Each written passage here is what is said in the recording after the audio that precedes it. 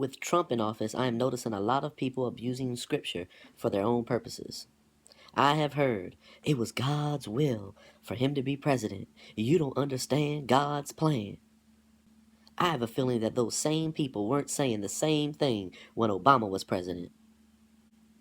So God elects certain presidents that they agree with and others he just tolerates?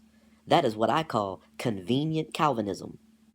I have extremely liberal Christian associates who claim that the Old Testament references about homosexuality and lesbianism do not apply at all in a New Testament light.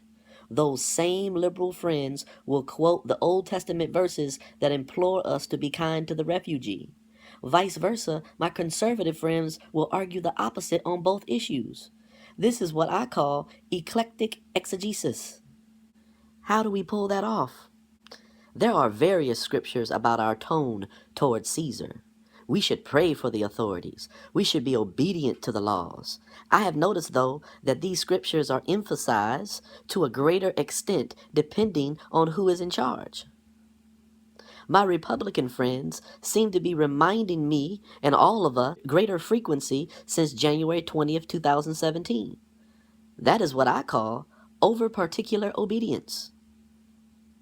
I am not the only one who notices this double standard, though. Other people notice the hypocrisy, but they only seem to notice it on the other side. No one seems to notice the hypocrisy of their own side. It's always those other people. If our faith is to be taken seriously, it must be consistent and transcendent. Our principles must be consistently applied. Our values must transcend our little tribes.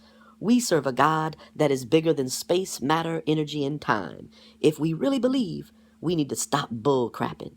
If we really believe, our values, ethics, and principles won't be so sometimey.